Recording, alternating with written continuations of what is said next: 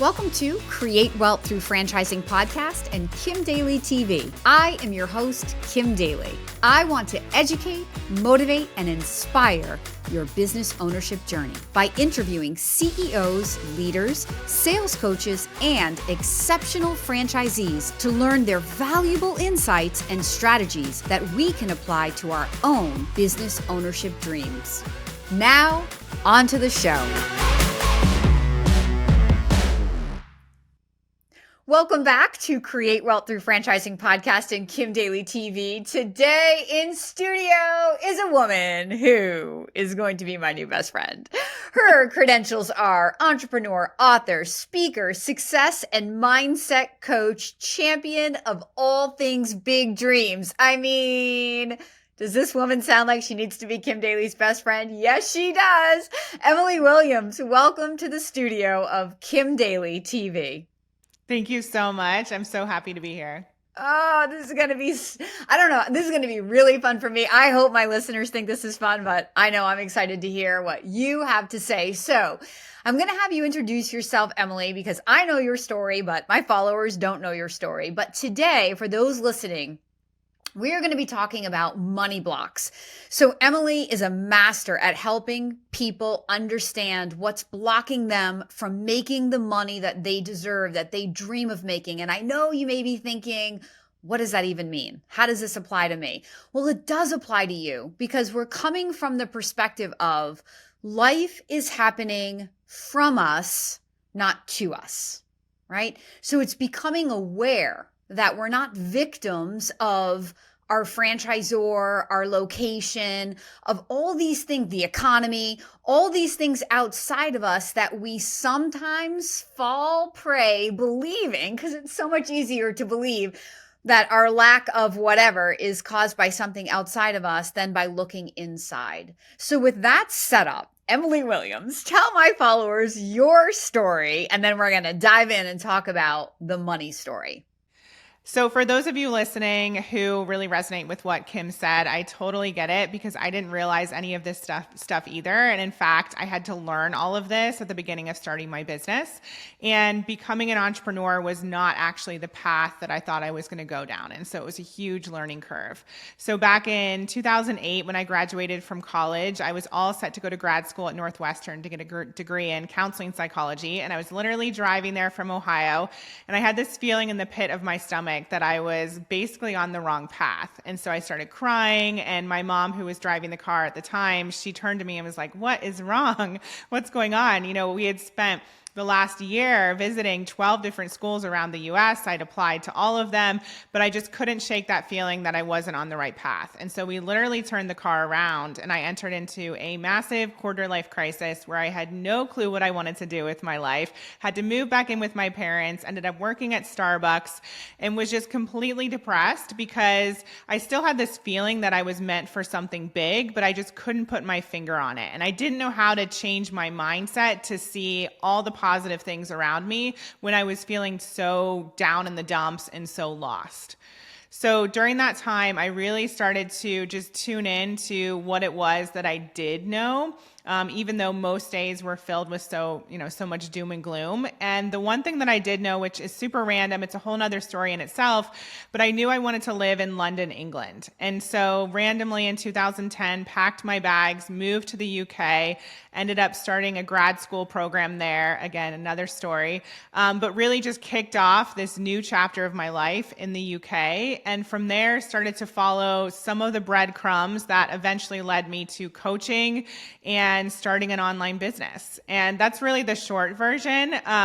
The one thing I do want to mention alongside of that is for so many years, I didn't love my life and I didn't know how to love my life. And so when I started to do personal development work, which is what we'll talk about here today alongside of the money work, I realized that I could help other women fall in love with themselves and their lives. And so my company, I Heart My Life, was really formed out of my own journey with personal development, my own ups and downs and my quarter life crisis, and and then finally coming around to getting clarity and understanding what my something big actually was that I was meant to do.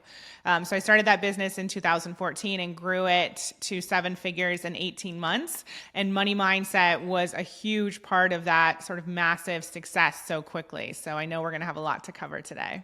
Ah, that was so good. So you took your company from 0 to 7 figures in 18 months, which is no small feat, especially considering you weren't part of a franchise like my followers are all buying into proven systems and processes where all of that groundwork has been laid for them. So they just have to execute. You were in the creation and execution mode. So kudos to you, girl. So that's really the story, and that's what makes you the expert. So let's dive into the money block. So what is a money story? Let's start there. So we all have the ways that we're thinking about money, that we were taught to think about money from our parents or from society growing up. And actually, our money story and our opinion about money is solidified around 7 or 8 years old. And then, of course, when we have experiences in adulthood, we bring that into the equation as well. So for example, maybe your parents taught you that it was risky to have your own business, or that, anyone who had a lot of money or who was wealthy must have swindled someone or done something unethical. Or maybe you just have this fear that you're going to lose it all and go bankrupt, which was definitely one of my fears because I saw my dad and my grandpa go through that, and they were both, entrepreneurs that I saw in my life. And so maybe there's different fears that you have in association with money that are holding you back and stopping you from going all in or investing to the degree that you should in order to get big results. So we all have these money beliefs, just like you have beliefs about anything else. Maybe you have beliefs about relationships or marriage or whatever it may be. And then we bring that into our businesses, and it either helps us or it hurts us as we're looking to grow and scale. So that was so powerful because as the consultant coach for 22 years, I don't know that I've really ever met a candidate who came to me asking to explore franchising with my help who didn't have some fear about the level of investment going in and the irrational fear of losing it all or having to declare bankruptcy. And in fact, I just made a video yesterday about that very subject. So it's kind of funny that we're here today talking about this. So what is your advice? Like, everybody feels those fears of business is risky. I'm going to invest my hard-earned dollars into this business. And what if it doesn't work? What do you mean, Emily? Of course, that's a very real and genuine concern I should have. Of course. And one of the things that I always tell people is follow that fear. So for example, if you already have a business, or even if you're brand new and looking to get into business, ask yourself, if that fear actually happened, if you tried but it didn't work out, if you lost a bunch of money, if your entire family thought you were crazy, follow that fear and ask yourself, okay, so if that did happen, what would I do? And for most people, no one's going to die, right? No one's going to go to jail or whatever that worst case scenario is that you have in your mind. Most likely that won't happen. And yet we're allowing that stuff to hold us back. So for example, if my fear was that I went bankrupt, well, most likely I would be able to move in with my parents, which might suck for a while, but at least I would have a roof over my head. I'm not going to be homeless. Most likely I would take the information that I have and I would restart. Most likely because I've taken the time to build up a network over the last 10 years and I'm working with people, much like your clients work with you, I would have the support from people who are smarter than me, who would build me back up, help me do what I did previously faster, help me not make the same mistakes. So if we go through that whole scenario, we realize that actually following that fear shows us that even if the worst case scenario happened, we would be okay and we are resilient, especially if we have, certain things that we put in place along the journey. And so I'd really ask you, think about how you're hurting yourself and holding yourself back and causing your family to not have a better life by, giving into those fears. And what would happen if you gave into the desires instead? Because I really believe that your desires and everything that you want, and even coming across this business idea or, you you, Kim, I believe that that has happened for a reason. And so many people come to me and they're like, I don't have the life that I want. I don't have the money I want. I don't have all these things. And then we realize, okay, well, you've been following your fear all these years and going in that direction and making decisions based on fear instead of making decisions based on your desire. And so there's multiple things there, obviously, that people can take from this, but I want you to really tune into what it would look like if you followed your desires instead. It's so good and it's so real. I mean, I spend a lot of time with my candidates talking about the fear and how it's normal, especially at different parts of the exploratory process, which, for your knowledge, Emily, takes me about 6 to 8 weeks to move a candidate through the process.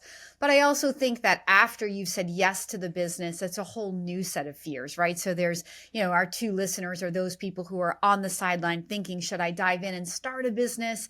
And then, of course, the people that I've already placed into business, and even people that I haven't, who follow me here on my podcast, who bless me, who are just looking for the tips and tricks and strategies that help them take their business to the next level. And mindset for me is where it's all at. For those of you who, are new to this podcast today, you might not have heard my story. Very similar to Emily's, in that I spent 8 years kind of spinning around the average pack of my franchise. And then 1 year later in 2011, making history in the franchise consulting industry, doing over 350% more revenue in my 9th year of business than I did in my 8th year or any year previous to that. And then since that time, been riding that wave, making my own history again and again, and now teaching other people how to have that type of a business. And so this is why I love this girl. Like we've gone through a very similar experience. And so my story again goes back to my franchise process didn't change, right? My franchise process has been the same for 22 years. We were still in a recession from 2010 to 2011. So what changed? What changed was my mindset. I made a decision. I looked at my business differently. I put my head down and I executed on faith. And that changed everything, most especially my confidence, my joy, my feeling of being in control of my business, which are all the things that if we're talking about fear after the yes, I think that's where the fear comes from, just a feeling of being out of control. But through all of these business coaching interviews that I'm having for you, it's with the intent to help you understand little by little by little that the control is from inside, not outside of you. And this money conversation is one part of it. And I think it's a very, very big part of it, because fear of losing money, fear of not making enough money, fear and money, they go hand in hand for every single human, right? For all of us, right? So I love that. And the video that I made yesterday, Emily, was around, could you suspend your disbelief? I called it disbelief, right? That this doesn't work in my area, or I'm not qualified to own a franchise, or I can't afford it. Could you suspend that for just a minute and give me 6 to 8 weeks to help you find the answers to the questions and concerns and anxieties that plague you, just to see what if what you're thinking actually isn't true once you get inside a franchise system. So that was just so amazing. Okay, so now we've identified that this fear around money is real for everybody. So now what do we do? What do we do about it? Well, I love what you said about, you made that decision. So the word decide actually means to cut off. So you're cutting off any other option, right? Any other thing, any other path. And so when you go all in on something, it really shifts your energy. So I think, asking people to really consider, have I gone all in on this? And maybe it's just for the 6 to 8 week period, and we don't need to look past that, just go all in. Because I think what happens is oftentimes when it feels like things aren't working, or things get scary, or we start to doubt ourselves, or other people's doubts come into play, we kind of take the pot on and off the stove. And I had a mentor who always talked about that. He's like, you're not going to boil water by taking it on and off the stove. And it's the same thing with your business, especially when it comes to money. So are you taking 2 steps forward and 1 step back? Or one day are you all in and the next day you're wavering? Or, have you decided to move forward energetically, right? And then all of a sudden, your spouse comes in and is like, I don't think this is going to work, blah, blah, blah. And then all of a sudden you're, back to the starting point. And so really ask yourself, have you gone all in energetically? And if not, what would that actually look like? Would it be investing in, someone like you, Kim, to help you move forward and get the results that you are craving? Would it be to show up every single day, at 6 a.m. and start your day by taking care of your body or taking whatever it is, right? Like we all know what it looks like to go all in. And if you don't, that's why you have Kim. But really ask yourself, like, are you dabbling or are you really showing up? Because money loves specifics, and money loves, that energy that's in the direction of progression. And so ask yourself, have you gone all in? And if not, what would it look like for you to go all in and really bet on yourself? Okay. And so there needs to be that level of confidence. And if when you're moving forward, you start to uncover that there are lots of money blocks that you're struggling with, then you can start to identify those even deeper and look at where they came from. And for most people, our money stories come from family. They aren't even our money stories. And yet we adopt them and bring them into our business. And so you want to ask yourself, is thinking like this actually going to get me the results that I want? And if the answer is no, then you get to look at that and start to shift it and adopt a new way of thinking. And one of the easiest ways to do this that I find is to make sure that you're surrounded by people who think in the way that you want to be thinking. So really normalize this new way of thinking. So I'm sure, someone like you, Kim, listening to the podcast or working with you directly is going to support people in having a more abundant mindset and seeing what's possible. And so when I first started my business, I got myself into programs and worked with coaches who were, turning their annual salary into their monthly salary. They were traveling the world. They were able to leave their 9-to-5 jobs. They were able to, retire their spouse so that they could do what they wanted to do. They were able to have time freedom. And so I started to normalize that in my life and make that my new normal as well, basically through osmosis and just looking at what other people have done and being able to adopt that belief in, that is possible for myself. Because sometimes we can see other people doing it and it feels like, oh, well, they can do it, but we can't. But those are just limiting beliefs, and that's absolutely not true. So starting to see that that's possible, that's normal, create a new normal for yourself, and then your mind will start to see that as normal, and you'll begin to show up to a greater degree. The action that you're going to take is going to be that all-in action. You're going to show up as somebody who believes that that next level is available for them, and then everything will start to shift.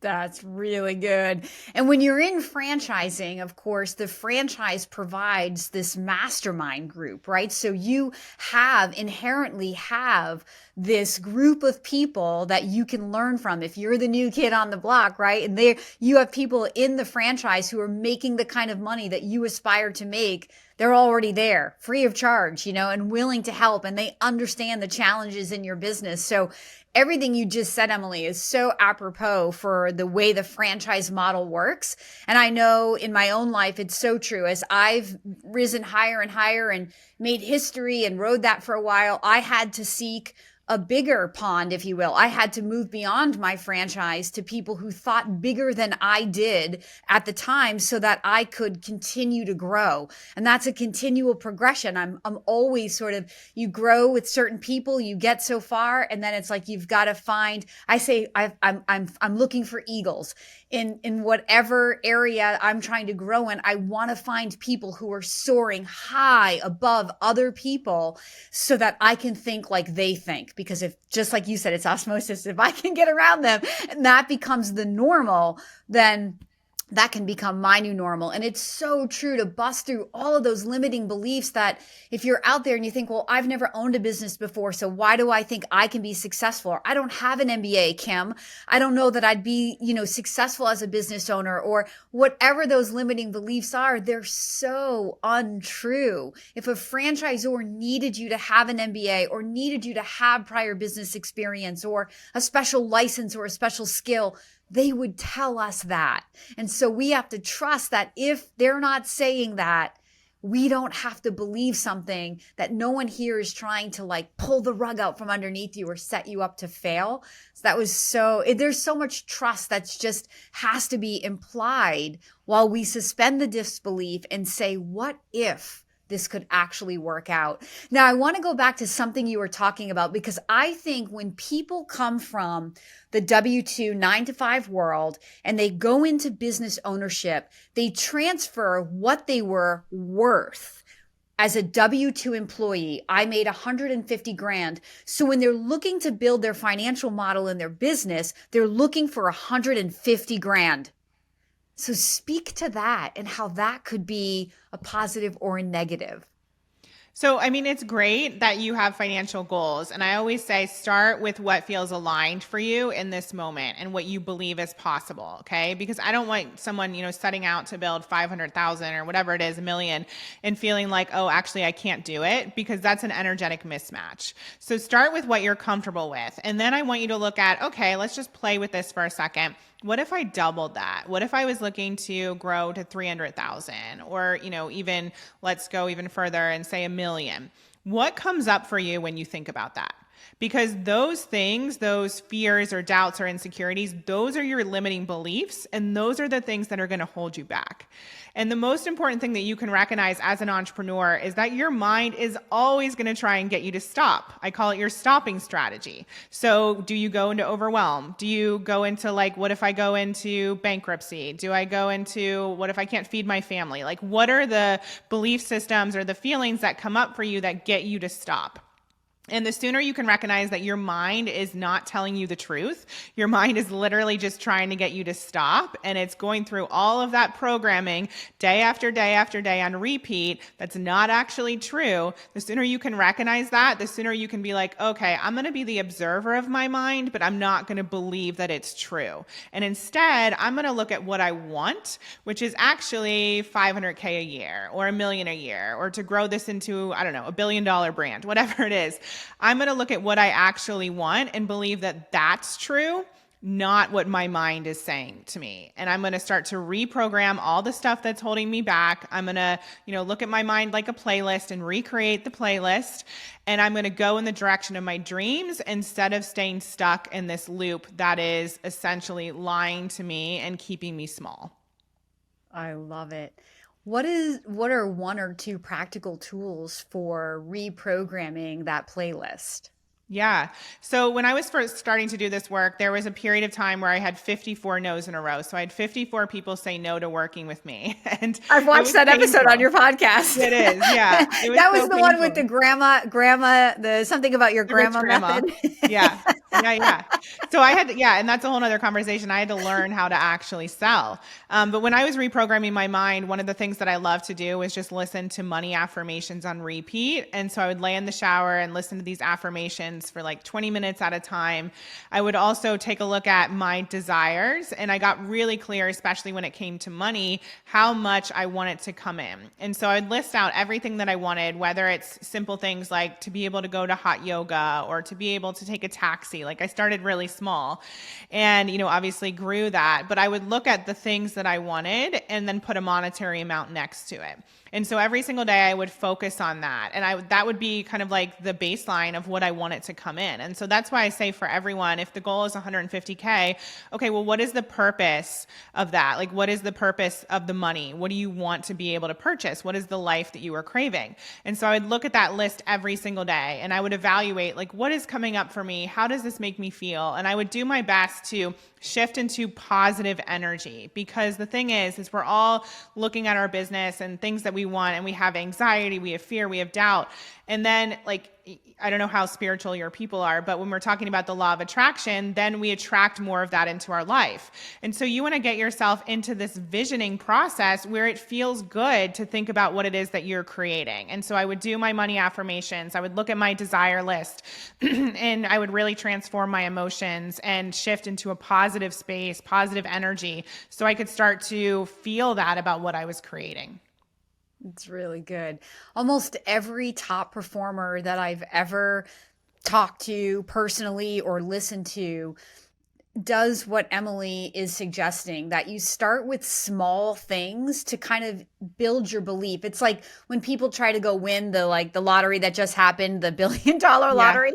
One person actually manifested that. I think that's the freaking coolest thing ever. Like I've it been is. thinking about Yeah. that person since Tuesday when it happened here in Oregon, where one person just took home a check for $600 million. Like that's a lot of openness to receiving that Kim Daly would love to be open to.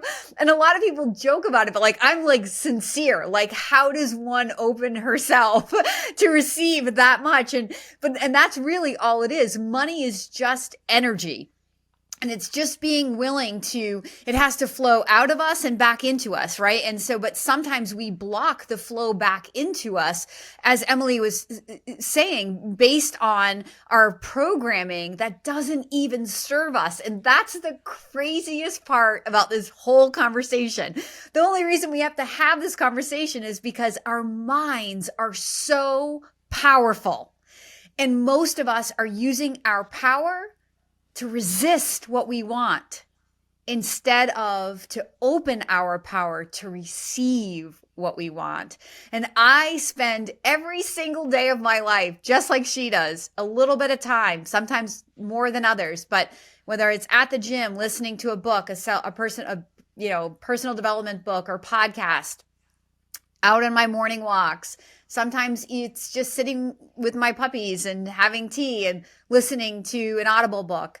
But every single successful person I've ever met has done bigger things, but they always start small. And I think it's to increase the faith that you can be open to receiving that, whatever it is, enough money to join the yoga studio, enough money to, or like I've heard a lot of people say the magic cup of coffee, right? Like I'm going to think about just receiving a cup of coffee, and then somewhere in your day, somebody magically just brings you a cup of coffee, right? Like, and you think that can't happen, but it does happen, right? With the power of our mind and open intention and just belief and not doubt. So I love that. The pot of water, putting it on the stove and taking it off. Abraham Hicks talks about putting your boat in the stream with the current of life, but then you're turning your boat against the current of life, which is your thoughts working against you. So always being aware of, are your thoughts moving you in the direction where you want to go?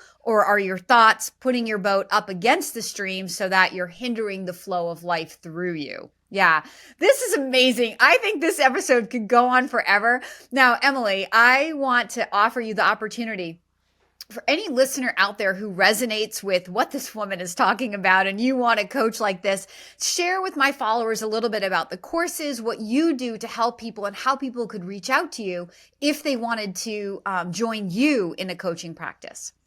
Yeah, I think one of the things that makes me really different, I just want to say as well, is that I am about the mindset plus the action, and exactly what you're saying here. Like when we get into the belief that what we want is possible for us, then we're going to take the action. So I would love to encourage everyone, if you really believed that you could have a 7-figure business or multi-million-dollar business, what action would you actually be taking, right? Because there has to be that level of action alongside of your thoughts, and your thoughts and your words create your reality because they impact your action steps.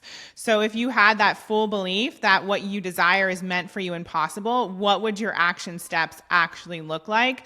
Would you be signing up with Kim? Would you be, I don't know, like booking the trip, actually allowing yourself to explore what it would look like to take the trip to Italy? It's just crazy to me that people have all these big desires and they're not even allowing themselves to explore what it would look like. I know. And I think I want people to open up their mind to the fact that anything is possible and everything you desire is meant for you and possible. And when you start operating in that way, you will attract more opportunities and you will take more action and you will get what it is that you are craving.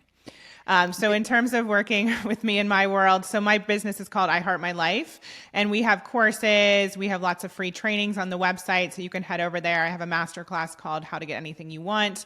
I have a free Dream Life training series, which is a 5-day training series where you get audios from me every single day. And then I have all of my courses. Like I said, we also offer luxury retreats, so we'll be doing some of those coming up in the near future. So lots of ways. And then you can also find me on Instagram at Emily Williams. Amazing. The champion of big dreams, Emily Yeah. Williams, right here in Kim Daly TV today. Thank you so much for being our amazing special guest. So inspiring.